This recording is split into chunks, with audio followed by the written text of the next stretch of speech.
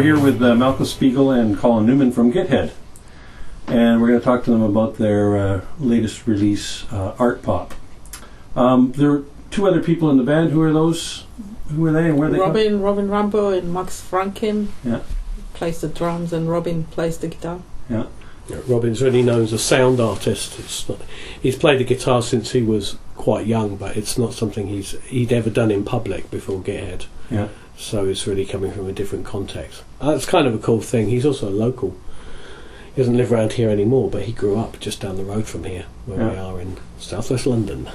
Yeah. And Max used to be in my former band, Minimal Compact. So. Minimal Compact. Yeah. The this is your second release. Second full album. There was an EP that kicked it off, which is called Head Git, and then there was an album profile, and then Art Pop, the third thing. And that's part of that. That's under the Swim record label, which is that's our label. You're looking at Swim right now. And just for those people who may not know, where can they can get it through? They can get it through Post Everything, posteverything.com. It's a mail order business. You can get it physical product or download, whatever you fancy. And there are a bunch of other bands on that. Oh yeah, there's loads of other stuff. We sell Wire stuff. We sell stuff on the Leaf label. A few other labels. You can get the new Burial, which is doing pretty well for us right now.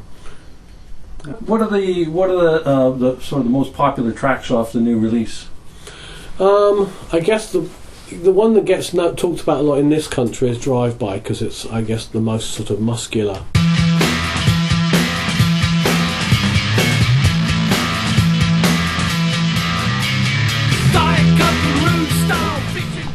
But then a lot of people really like Drop because it's so kind of dubby and hypnotic.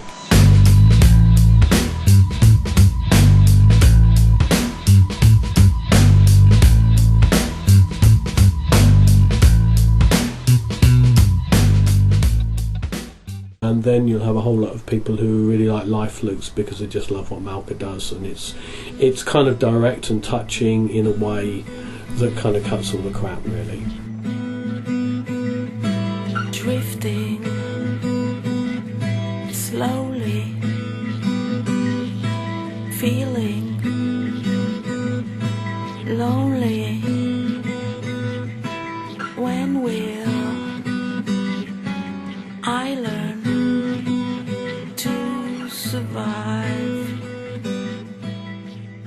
And there was just this one moment. It was a miserable day. Malka was just feeling like completely not happy with the world, and we recorded this song, and she wrote the words really fast. And actually the take that we used on the vocal is the one before. We couldn't use the one after because she just started crying in the middle of it. So it is real. It's completely real. Yeah. I mean, it's, you know. It made me feel better though. It's just kind of almost cathartic, you know. I mean, you shouldn't really be using your art as catharsis, but I mean, on another level, I think for me that's fantastic because, you know, coming from a context of Wire where people tend to be impressed by it and they think it's really cool, but they would not think of, you know, they don't think of Wire in terms of, you know, sort of strong, genuine blast of emotion, you know. It's more like these guys are really clever and they're really cool and all that kind of stuff. And so to be working with Malka, who can just cut through all the crap, really that's great, you know. I find the album, I don't know if it's accurate to say so, I just find it the most accessible stuff I've ever heard from you.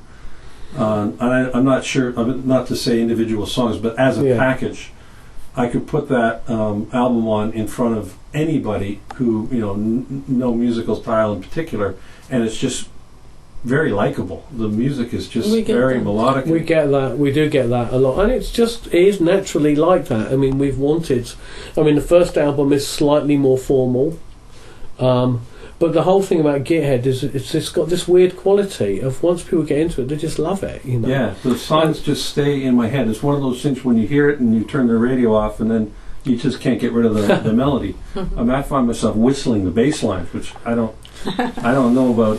Whistling bass lines, that sounds well dodgy. It's odd. The bass lines are just very, very... But they're so simple. And then maybe that's the beauty of it. And it's got this sort of a good portion of the songs have a sort of a dub sounding quality to them, which is really, really refreshing. I mean, you can't. There are certain givens that you can't get away from, and you know, Malka is just an amazing bass player. You know, she really is very good. I would say you bring the kind of maybe the guitar that you play is kind of.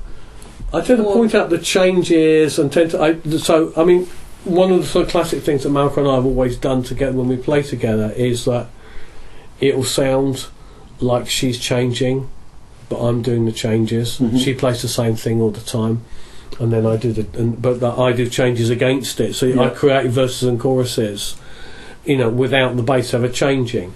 And then Robin is much more technically able as a guitarist than me. He's the guy that reads the guitar magazines, not me. He is. And he really does, you know. And so then he brings a whole other level of kind of musicianship actually to it. And he's very quick.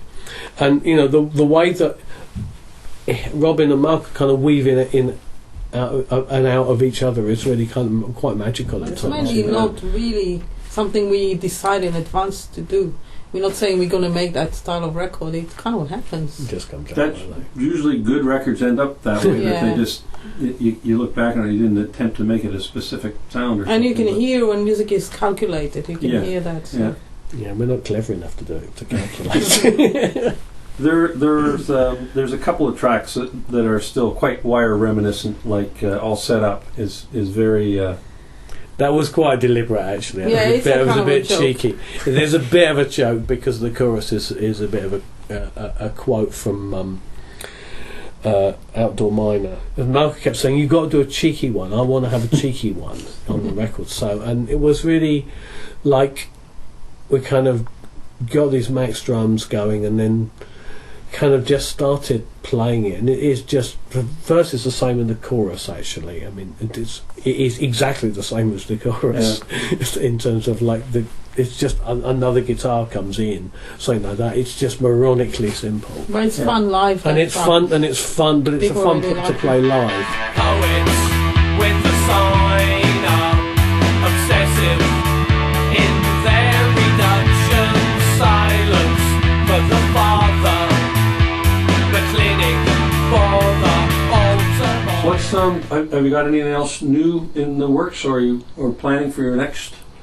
For Probably Githead, too early to ask that, but look, for Githead, the thing that we've been concentrating on recently has been this art git thing, which is a different mood of Githead, which is a live performance where it's just the three of us and computers, and it's just a few songs extended out, and it seems to work very well. Malka doesn't play bass; she plays guitar, and it's almost And that little guitar. yeah, it's almost back to that.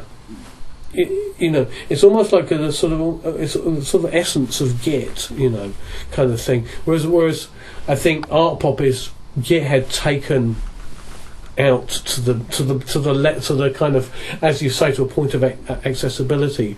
Art Git is something which is more like you're hearing like the pure essence of it. We're just playing. It's like playing, but playing in not in the sense of playing instruments, just like children playing. Yeah, It's really yeah. like that kind of playing. that is the essence of Git.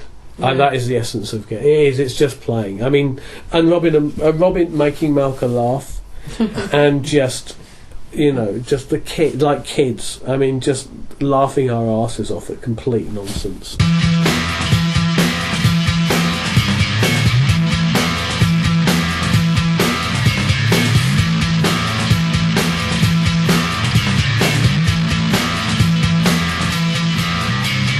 Diet Coke, Roof Style, Fiction, Chip Hop Street Bar, freaking in the